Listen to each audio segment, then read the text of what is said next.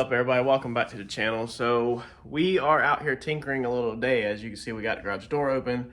The weather is extremely nice here. Actually, I was taking the Christmas lights down. Welcome to North Carolina, and sweating. That's how it is down here. So what I want to shout out first is I want to shout out to you, Donald. I greatly appreciate you watching every single video. You always comment. You're always there. You have bought a bunch of merch from us. If anybody else is interested in merch, it's always listed underneath the it's like right there under the title, and the link is always in the description. I don't push my merchandise on anybody ever, but I do have people that do enjoy buying different odds and ends. So shout out to you, Donald. You've always bought everything. And then he actually sent me some terminal release tools. So this is for releasing terminals, a whole bunch of them. He did not have to do that. Greatly appreciate it. It was an excellent Christmas gift that I definitely did not expect.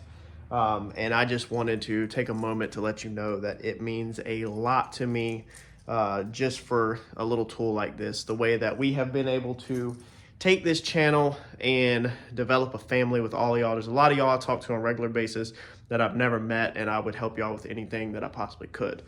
So what we're doing out here today is we're just going through a couple odds and ends, enjoying some fresh air, giving the car some fresh air. We did put the deck lid back on the car, and as you can see, she has a gloss back to her. So we wiped the back half at least down with some quick wax. I got a little bit of dust off of it. And we started pulling the wiring out. So whenever I pulled the motor out of this car, what I pretty much did is just shoved all the wire, like a lot of y'all do, up through the firewall hole and pushed it inside the car. And it was just all crammed up inside the dash. So we have some of the harnesses laid out here on the wing that we have pulled out that don't need to be attached. They're like injector harnesses, coil harnesses, stuff like that sit on the motor. And then you have one big fat plug that shoots through the firewall. Now up here on the front of the car, we have our pass-through that we did a while back. So this thing we went in a video a while back, we went over this thing. This thing worked out amazing. As you can see, we have all the wires pulled back through here. And then when we're ready to plug the other ones in, the big plugs will shoot through. So two big plugs cram back through there. They plug in on the inside, and then that's done. I don't have bulk air connectors or anything. I'm not big and rich enough for that. I just have the pre-made harness that just passes through, and that's the reason why we use that. So besides that, I was taking time cleaning some stuff up. I did switch. As you can see, we have a transmission dipstick right there. So in the past, I couldn't ever really get it like I wanted it, and I wanted a shorty dipstick. So we have made this shorty dipstick that you can actually access your transmission to check your level right through here. So you could come right here, and the transmission dipstick, of course, would be right there. Now that is a cover that twists on with Zeus tools. Y'all remember when we made that, but if you're new to the channel, you might not have.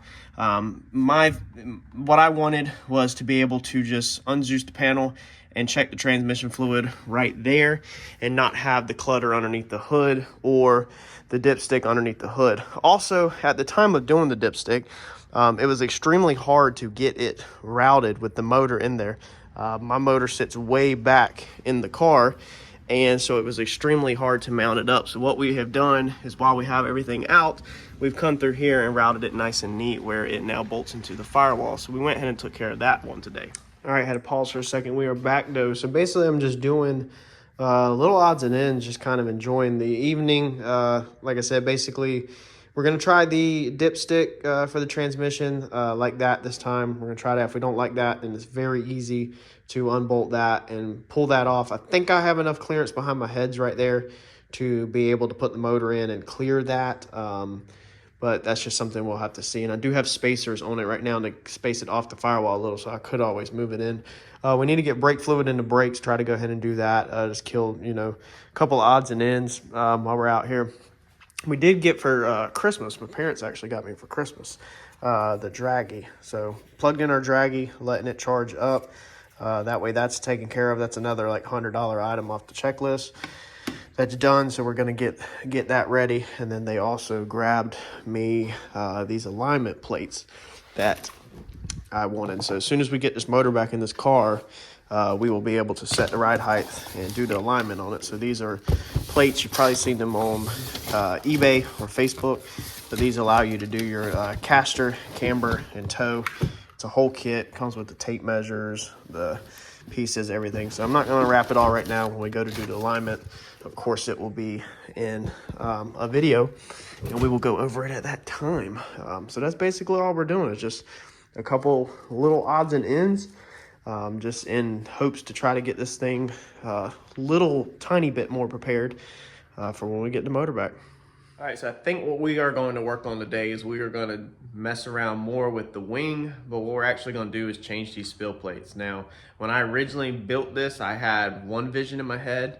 I now have another vision in my head. We all know how that normally goes. So I'm gonna make some templates up out of cardboard, poster board, see how they look, and if so, we're gonna cut them up, bend them up, get them painted this weekend, hopefully, and get them on the car sometimes. Now I did order 1 or 2 pieces for the front end, so we are still trying to make progress. Hopefully we're gonna get this motor back here really soon from TKM and be able to move forward with this thing and get this thing together for 2023 and get this thing to the racetrack. But today is Saturday. It's nice outside, so I decided to open up the side door, let some air in. We are going to mess with this. Let's roll. So for this one, I think we want to kind of have it where it's bigger like this. Now, obviously, it's not going that far out. You can see the old one right there. But we kind of want it to maybe go just a little bit farther out and then down, maybe more square is what I'm kind of thinking this time. After looking at this for the past, I don't know, 6 months, a year. No, it's probably been 8 months, a year now. Anyway, we have put our piece right up to our edge on these cars. We have these end caps on them. So we have put it right up to the edge. And all I've done is took this side of the Sharpie and just pressed really hard to trace out to get that groove of where that end cap is. That way we can follow the same contour of that. So we're gonna go cut that off and probably go ahead and mark our end, how long we think we want it. We want it a little longer this time. Mark our end and then figure out what we want to do in here. Now, get my radiuses. We did this before on the channel also. I just find random stuff around the garage. So we got this little like mouse pad coaster thing. I don't even know what it is. But we are going to use that to start out with for our radius down here. Now, if you wanted something larger, you could use like a paint can, or, like here's even a different radius right here. So anything that's round that you have laying around, you can use. And then you'll literally just line up the 2 corners like this, and then you'll just trace the edge. You'll just take your marker, and you'll just trace right around the edge. So I think this is kind of what we want, the big spill plates down the side. I think that'll look really good on the car when everything's together. If not, I'll still have my other ones, obviously, or I can even cut these back. But I think I want them something like this. But I might want to put a little bit of angle in the bottom, not quite so square. I'm not really 100% sure yet. So I think I'm going to take a little bit out and see if we like that. If not, we'll stick to this. Or maybe I'll make one more template with a little bit out of it and compare them. All right, and in a previous video, I had a user actually ask what thickness of aluminum we were using. So we're gonna measure this morning. This is gonna be with paint, but it should get you really close within the ballpark. So that is gonna be a 0.076 in inches. That is what is currently on there now. I believe that's going to be the spill plates and the top. And then this is going to be the new stuff we're going to cut it out of. So the new stuff we're going to use, I don't remember if this is the same size or not. We're just going to use this for the spill plates today. So this is going to be 0.041 for what we're using on the spill plates today. So a little thinner. I'm going to cut just a tad bit of weight, but not much. I just wanted to be a little more flexible, and we're going to actually brace the corners, whereas on this one we didn't have to brace the corners because they went up top. But this one we're probably going to do a little bit of corner bracing on it. All right, so we have got our panels bent up. So this is going to be the right side. Make sure you label your panels also. You don't want to accidentally bend them the wrong way. This is going to be our left side. So it's going to go on like that. And on this line right here, we are going to put a bend. Now our ones currently, we already have a bend on them. As you can see, they kick up right there, okay? And we might actually have to take this piece off and cut it a little shorter, it looks like, because this is sticks on the inside. So I might have to do that if that don't go around it. We'll see. But you want your bend like that so that this is up and then this curves around. Now this has no straight line bends in. This is all bent by hand. When we built these in the first video of how to do this wing, I showed y'all briefly how I bend these by hand without any special fancy tools at the house. You shouldn't have any lines in here. Sometimes at a racetrack I see people that have bend lines like this, and then there will be one that comes up here and then one that goes like this or something. You shouldn't have any bend lines in your spill plates if your quarter panel does not have lines. So the only bend lines that should be in the spill plate should follow the quarter panel body lines, or should be this bend right here where it goes up. In my opinion, the bend lines all in here to make it radiused, it just looks tacky. It just looks really tacky.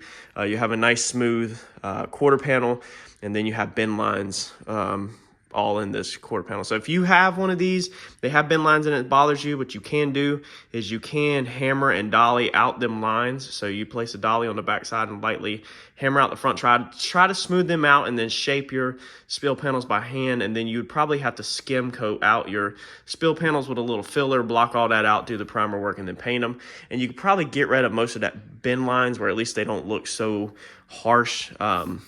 You could definitely improve it. So we're going to go put our bends for the top of our spill plate in. Now, just like in our first video, whenever we originally did this, I showed you what we were using. If you've been on the channel for a while now, you've seen this plenty of times. We're using a hard... I swear, I can't keep from dropping anything. Make sure you stick around for the next video, because as you can see, we're going to bend up these spill plates. We're going to get these things put on the car. And I'm going to show y'all and walk y'all through how to do it to remake your spill plates, redo your spill plates. And really the possibilities are endless, because if you already have a wing, you can just redo spill plates over and over however you want, whether it's performance-wise, whether you need bigger, smaller, whether you just want them to look cleaner, whatever the situation is. I'm going to give you the info on how to do it in your garage with no special tools. I'll see y'all in the next video. Thanks, y'all.